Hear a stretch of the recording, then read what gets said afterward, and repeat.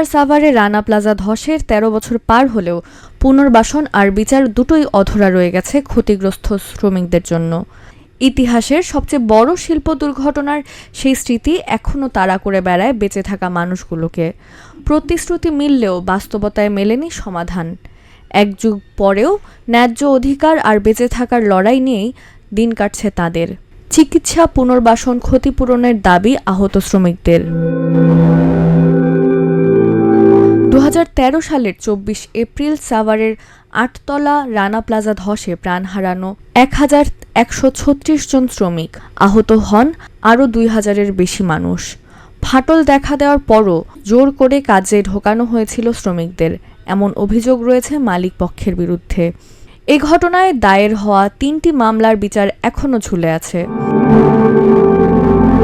অন্যদিকে আহতদের অনেকেই আজও পঙ্গুত্ব আর দারিদ্র্যের সঙ্গে লড়ছেন। চিকিৎসা, পুনর্বাসন কিংবা ক্ষতিপূরণের দাবিগুলো বেশিরভাগ ক্ষেত্রেই অপূর্ণ রয়ে গেছে। ফলে ক্ষোভ আর হতাশা নিয়ে বেঁচে আছেন ভুক্তভোগী শ্রমিকরা। আমার ৪-৫ ঘন্টা পর বের করছে। আমি অনেক ক্ষতিগ্রস্ত, অনেক অসুস্থ। আমার মাথায় বিল পড়ছিল, বিল পরে মাথার ব্রেনটা ব্লার জমে গেছে।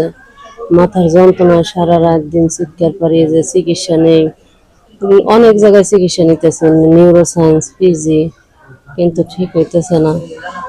আবার বুকে চাপা খায় বাম পাশের ফুসফুস নষ্ট হয়ে গেছে। বাম পাশের ফুসফুসটা নষ্ট হয়ে গেছে। ডাক্তার বলছে ইমার্জেন্সি অপারেশন করানো লাগে, কিন্তু টাকা পয়সা লাগে করতে পারছি। মেরুদণ্ডের হাড় ফাটে গেছে, কোমরের ডান পায়ের হাড় ফাটা।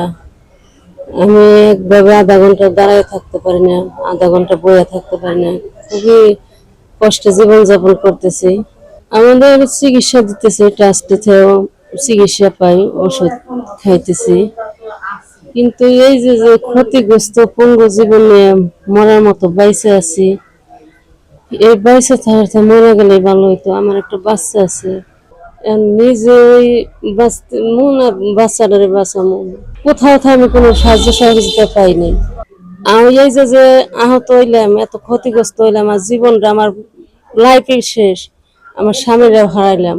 তাহলে এর কোনো বিচার পাইলাম না। সরকারের কাছে ন্যায্য বিচার চাই, ন্যায্য ক্ষতিপূরণ চাই, আর আমাদের পুনর্বাসন করে দিতে হইব। আর আমার বাচ্চাটার দায়িত্ব সরকারের নিতে হইব। বাচ্চাটা যাতে মানুষের মতো মানুষ হয়, লেখাপড়ার দায়িত্ব করতে হইব, লেখাপড়ার দায়িত্ব চালাই যেতে হইব। আমি তো কোনো কাজকর্ম করতে পারি না, আমি খাবারই জুটাইতে পারি না। আমি মানুষের কাছে চাই চিন্তা হাত পেতে খাই। ২৩ তারিখে ফাটল দেখে ছুটি দিয়ে দিল। ২৪ তারিখে সকালবেলা সবাই মনে করেন যে ফাটল দেখে ঢুকবো না, তবু আমাকে ধুমকায় করে জোর করে ঢুকাইছে।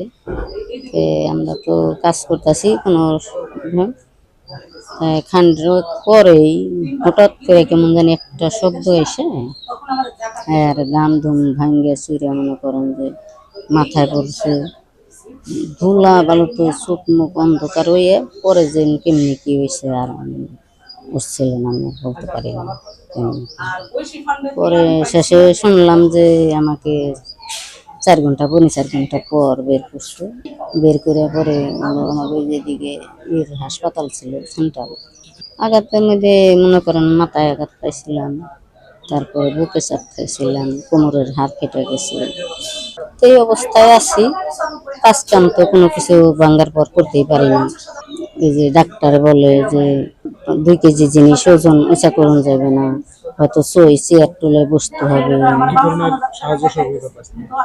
না, আমরা কি সাহায্য সহযোগিতা মনে করেন খালি ওই বিকাশ করে দিছিল ১৫,০০০ করে, ৩-১৫ ৪৫,০০০ পাইছিল। পরে আবার অ্যাকাউন্ট করে দিল যে টাকা দিব। পরে ৫০,০০০ টাকা আইছে, আমরা হাতে পাই নাই। এতে কাগজপাতিতে 0 আইছে, যে ওইটা আর কি যে আমরা যে ভাঙ্গার পর আমাকে চিকিৎসা করছে, বলছে যে সেই টাকা সরকারে কেটে নিচ্ছে।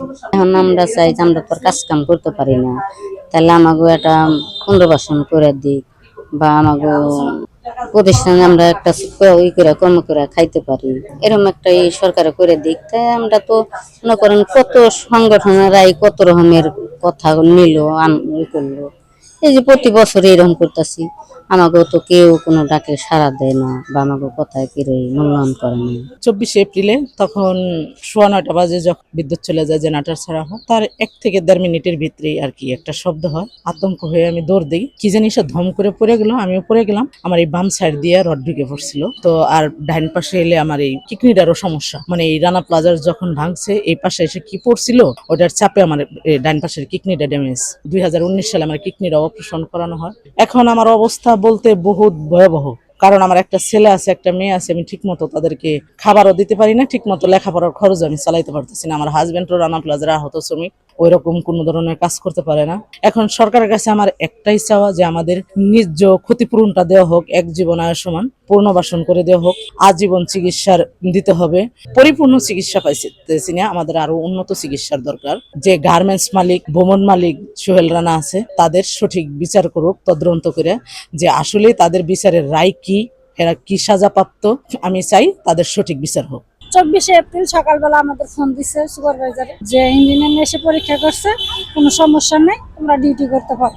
আর ডিউটিতে না আসলে এরকম একটা হুমকি দেওয়া হয়েছে যে ডিউটি না আসলে আমাদের বেতন ওভারটাইম আটকে দেওয়া হবে। আসার পরে ডিউটিতে করছে, ডিউটি করার পরে হঠাৎ করে 8:30 বাজে কারেন্ট চলে গেল। যেটা সাথে সাথে ঠাস শব্দ হয়েছে, ঠাস করে একটা শব্দ হওয়ার পরে সাথে সাথে মেশিনে আমি বসে পড়ে গেছি। আমার এই যে হাতে এই জায়গার মাংস ছেঁচে গেছে, এই জায়গায় এই লোকের সমস্যা, এবং মেরুদণ্ডের হাড় দুটো ভাঙা, মাথাও আঘাত পাইছি কিছুটা। তাই এই নিয়ে মনে করেন আমরা চলতেছি। চলার পরে এখন মনে করেন যে বেঁচে থাকার চেয়ে আমার এসেছি, আমি মেডিকেলে যাতে কি 9টা বাজে। তখন আমরা যে এই মনে করেন 13 বছর ধরে বলতে বলতে আমরা খুব হয়রানি হয়ে গেছি।